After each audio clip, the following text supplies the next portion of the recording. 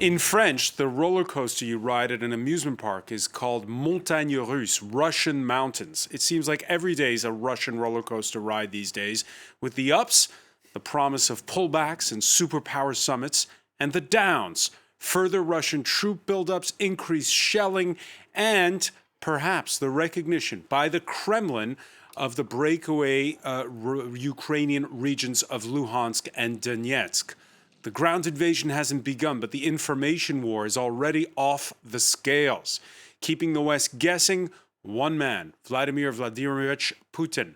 Does he want another piece of Ukraine, or the consideration an oil and gas producing nuclear armed superpower deserves in reviewing the security framework at his borders?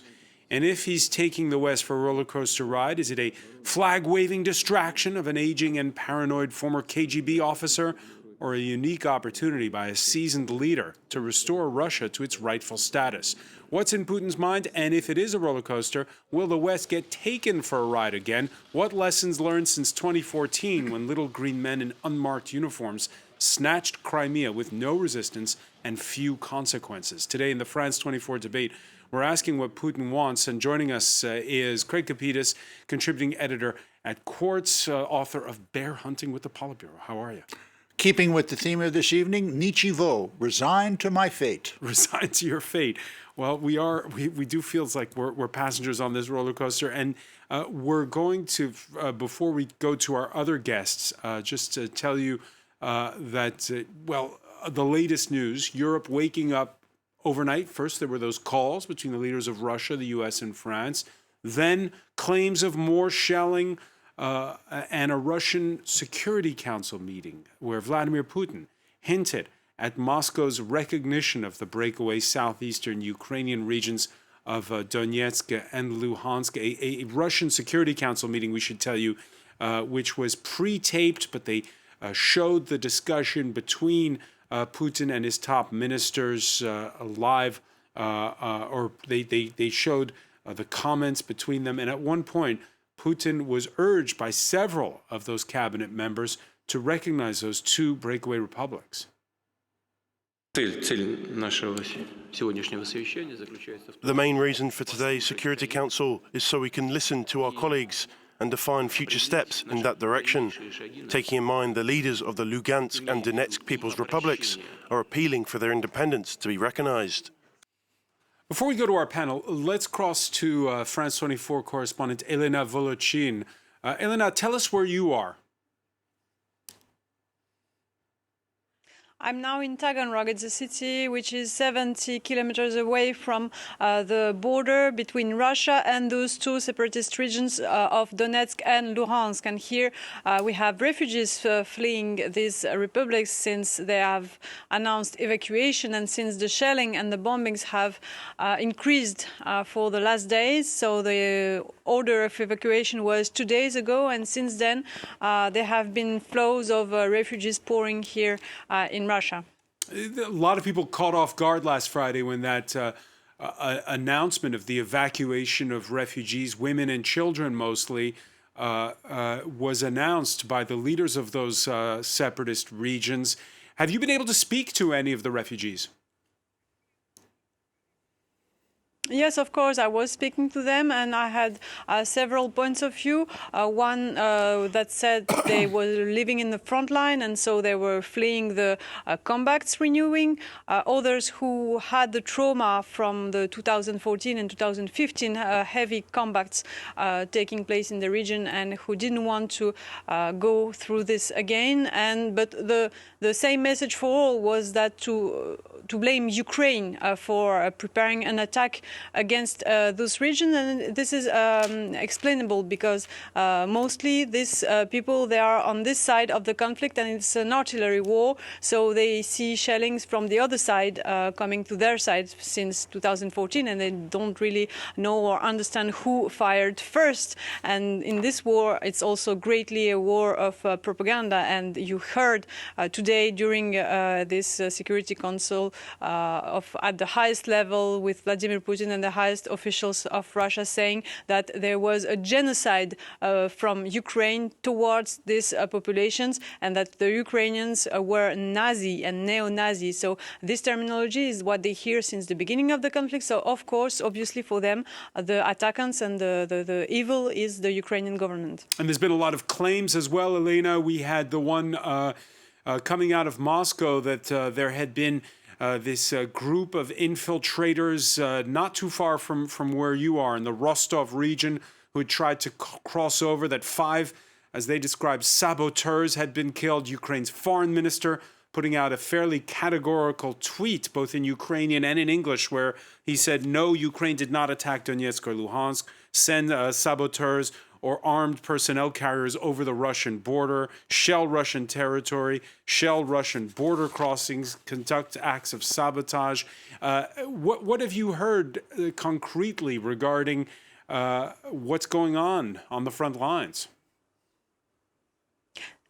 This is a very useful and a very expectable rhetoric that they use each time they have, the Russian side has to justify some military operations. Let me be clear. We are here on the Russian side of the border. On the other side of the border, it is not controlled by the Ukrainian government territory. Is the territory of Donetsk and Luhansk, which are under control of the separatist authorities, who themselves are under control of Moscow. And on the other side of those territories, you have the Ukrainian positions, and between that, you have a front line which has many checkpoints. So it's physically just impossible to go from the Ukrainian territory through the separatist regions to attack Russia and to cross this border, who is no more under Ukrainian control, but who is controlled on one side by the separatists and on the other side by the Russian FSB, the Russian security services. So you can't just physically have Ukrainian saboteurs crossing this border. So it's just another proof that all this is just propaganda made up by Russia to justify its own operations, and that this is all a great setup, in fact, to serve Russian purposes. Elena Volochin reporting from southwestern Russia. Many thanks for joining us here in the France 24 debate. Craig Capitas, the French president, announcing a special cabinet meeting. It's all hands on deck. The phones are being manned. There is this feeling, though, with these claims out of Moscow that we're entering a new phase. It's going up a level. It is. We're entering a new phase every day. The strap says, what does Putin want? He wants to be the patriarch of the Russian Orthodox Church, to crown him the czar of all the Russias, and that includes Ukraine. Look, Putin's greatest fear is of a decent, democratic, free market Ukraine. This is what he's scared of, because every day the people of Russia would look at it and say, hey, if it wasn't for you, Vladimir, we could have the same thing. So that's his fear. That's his fear. Right now, he's about to announce possibly the recognition of these 2 breakaway republics. Now, he doesn't control all of those breakaway republics. He controls parts of of Luhansk, parts of Donetsk. In the middle, for instance, is the strategic port of Mariupol, which is in Ukrainian territory. So does that mean he has carte blanche then to invade? Yeah. You know, let's ratchet this debate up a bit, Francois. A lot of people are asking questions about this situation from a moment-to-moment basis. Troop movements, what does this mean? What does that mean? Let me tell you something. Putin doesn't give a damn what we think of him or what he does. Okay, he doesn't care. He's been in power for 22 years. He's been crushing all resistance. He's been killing, jailing, exiling rivals. He assassinates across Europe with impunity, and he controls the richest organized crime racket in the world. Okay? And we seem to think in the West that he cares what Joe Biden or Emmanuel Macron or the man on the moon thinks about him. He doesn't. But if there's a grab for Mariupol, then there's a war. There's going to be a war in the Ukraine. It's going to be bloody. They're going to send the Chechens in. They're already doing their war whoops. If you've looked at some of the videos on Russian TV, they're ruthless. It will be a bloodbath. It's going to be an insurgent war. and the Ukrainians are going to fight. This is what's going to happen. The moment I think Biden said, the moment a Russian tow crosses the border, I think that was the quote, okay, he's going to do these sanctions. Look, the sanctions are going to ultimately, unless they're really super sanctions, they're going to be meaningless. Because once a war starts, all bets are off. War is the unfolding of miscalculation. And Putin has miscalculated, as the West for the past 25 years. Putin has miscalculated? Yes. This did not start yesterday. Sadly. Why is he miscalculated? He seems to be in the driver's seat. You're saying he doesn't need to care No, about... I'm saying the West has miscalculated this. Right. They've miscalculated it for 30 years since Yeltsin took power. They made a deal with the devil. They went down to the crossroads and they said, we're going to let you put all your corrupt money in the West in whatever market you want. We're going to control it, and we believe that you're just going to keep all your nonsense in Russia. Well, that didn't happen, and that was naive of the West to believe that. So you cannot, it's very easy to sit here and look at this. What happened in the past hour of the hour? You have to go back and micro-encapsulate the West's naivete towards Russia over the past 30 years. There's been lots of reactions on the hashtag F24 debate. RA says we're asking the wrong questions. Should be asking what the USA wants, like the vast oil and gas fields in Russia, maybe. That's one reaction. Another one from Petros. Putin is a former lieutenant colonel, in the KGB. He's not a simple politician. Trying to understand Putin with a political mindset maybe is wrong. At this time, I'd like to bring in from Nice historian François Thom, lecturer at the University of Paris Sorbonne, and the author of Understanding Putinism in French. Thanks for being with us here in the France 24 debate. Thank you. Again, it's been a day where we have seen the rhetoric go into fever pitch. Your thoughts on what the Kremlin's plan is and what the mindset is in Moscow? Well, the Kremlin wants the West to capitulate, and he's putting pressure on Ukraine in order to reach this capitulation of the West. He wants the Western leaders to force the Ukrainian leaders to accept the Minsk agreements, which amount to a capitulation of Ukraine. And if he cannot reach this through blackmail and pressure, he will make war. The situation reminds me a lot of the Georgian situation with the calls about genocide, the huge propaganda war which preceded the Russian aggression against Georgia. The situation is very similar with provocations and this rhetoric of genocide.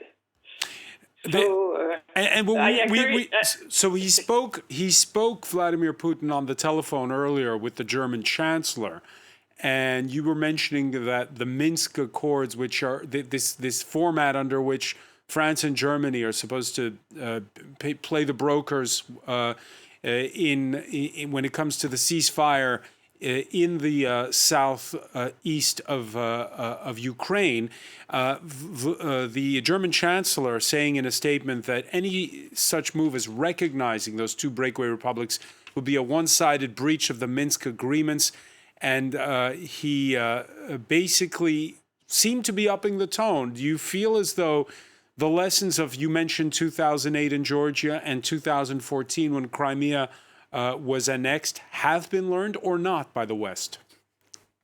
I think the West is now a little more lucid than it was during all those years. It was clear from the very beginning. I agree completely with Craig Kopetas that what the Putin regime was, but the West remained blind, and now we are reaping the results of this laxist policy towards Russia. But there is a reaction lately. I feel a reaction among the West. It's a little late, I would say. We should have reacted much before. But there is a stiffening of the resistance of the West, and I think Putin did not get what he wanted. His first policy was to force the West to force Ukraine to accept capitulation, because for Putin, the Ukrainian leaders now are puppets of the West. So for him, it was a revenge against a double revenge against Ukraine and revenge against the Western power to force them to unseat their own puppets in his mind. What is puppets in his mind? That's Putin's policy. Mm-hmm. This probably did not work as he wanted, so he is now escalating and threatening and blackmailing even more. The chain of events that we've seen this Monday. First, we had those leaders of those two separatist republics wearing suit and ties, pleading with Russia to recognize their independence, and then we had that publicly televised briefing of the Russian Security Council. You had President Putin and his cabinet repeatedly using the word hysteria to describe the tone of the West. Ukraine is being instrumentalized. Ukraine is being instrumentalized against Russia, and we are, of course, seeing this as a very serious threat. And that is why, for a number of months, we have ramped up our dialogue with our partners. Well, for more, let's go to Moscow. Dmitry Babich is the editor of InnoSMI, the project which monitors and translates Western press articles into Russian. Thanks for being with us here in the France 24 debate. Thank you. Thank you for having me. The rhetoric, it feels here like it's going up more than one notch this Monday, and that Russia's preparing for war. Is that the feeling where you are? No, because what Putin has been talking about at this Security Council meeting was basically a repeat of what happened in Georgia in 2008. And then it was basically a very short war because the Georgian army was prepared to crush the small Ossetian minority, but they were not prepared to fight the Russian army. So when the Russian army appeared after the initial Georgian attack against Kyiv Valley, the war ended very quickly. And since then, have you heard anything about people fighting and dying or any sort of war in Georgia? Nothing happened afterwards. And that was the logic of the former president Dmitry Medvedev when he spoke at this Security Council meeting. He said that experience shows that when we make such a move, like the one we did in Georgia, or the one we may do now, there will be a period of anger and isolation from the West, and then in some time it will end, and the dialogue will resume. Well, let me ask you about that, Dmitry. Let me ask you about that, because as we were saying earlier, recognizing Donetsk and Luhansk, it's not all of those two provinces that are in the hands of the separatists. So is Moscow recognizing the parts that are currently held by the separatists, or all of those two provinces? Because if it is, then that means a fight for the port city of Mariupol. Of course, Russia will recognize the territories which are now under the control of these two governments, because obviously the Ukrainian army is not going to give up the rest of Donetsk and Luhansk regions without a fight. But of course, it's a far cry from what the Western media has been predicting. Right now, the separatists hold 3% of Ukrainian territory. We are talking about a very small portion of Ukrainian territory, densely populated by Russian speakers. These are proletarian, coal mining, iron making areas, the former industrial heart of Ukraine in the Soviet times. But in the last 15, 16 years, these areas have not been playing a huge role in Ukrainian industry, because Ukrainian industry has been dismissed, basically, it was shrinking very quickly, and the prices for metals went down. So economically, these areas are not so essential for Ukraine anymore. And it's the reason, I think, why Putin decided to move now is because 8 years have passed. The Minsk Accords have not been fulfilled by Ukraine. They have not been fulfilled by the separatists. Fighting has continued. So maybe Putin decided that the solution is to do it the same way we did it in Georgia, where at least people are not dying now. All right, let's cross now to Kyiv and correspondent Gulliver Cragg, who is there. Gulliver, who earlier called out some of the misinformation that's been fed on this frenzied Monday, where we've had so many claims and counterclaims, and it's been, as we said at the outset, a roller coaster ride. Your thoughts, Gulliver, on where it's all going if Vladimir Putin does indeed recognize those two separatist parts of eastern Ukraine? Well, the fact that this decision has been accompanied by a day of quite intense shelling along the front line and all of these accusations flying in from Russia about Ukrainian attacks, about Ukrainian groups of soldiers crossing the Russian border, which Ukraine has been denying all day. All of that suggests that the kind of best case scenario, which was just outlined, is not the one that most Ukrainians are expecting, though I think it is the one that most Ukrainians would be hoping for at this stage. If Russia recognizes just those parts of the Donbass region that are currently controlled by the separatists that it supports, then, well, there'll be a stalemate, maybe there'll be a frozen conflict, maybe the fighting will stop. Obviously, it's not ideal for Ukraine, but it's clearly a least worst option compared to what many people are fearing, which is that the separatists will say that the front line established by the Minsk agreements no longer exists because the Minsk agreements are no longer in force, and that they can try to reclaim the territory that they, at least those parts of Donetsk and Luhansk regions that they did hold for a few weeks in 2014, Slavyansk, Kramatorsk, places like that, which were won back by the Ukrainian army, and that would be a very bloody fight. I mean, perhaps Russia's not up for that fight, and this really is Russia in a way admitting defeat in a face-saving way. There are some people in Kyiv who believe that, but I'm afraid that they're in the minority at the moment, and people are pretty apprehensive about what's going to come in the next few days. It's the question, Craig Capis, that everyone's asking all the time right now. How far does Vladimir Putin want to go? He wants it all. Do not be naive. Listen to what I said. He's been in power for 22 years. He's going to be in power for another 10. Look at the fulcrum of his power. The fulcrum of his power is that he is in power. And in the United States, his enemy, power changes every 4 years. When will Putin fatigue set in? But he's a seasoned politician. He knows when not to overreach. Why do you continue to couch this in Western terms? Look, the Old Testament of Kremlinology, and Professor, if I'm wrong here, come down on me hard, is a book called Empire of the Tsar by the Marquis de Custine, who is a Frenchman.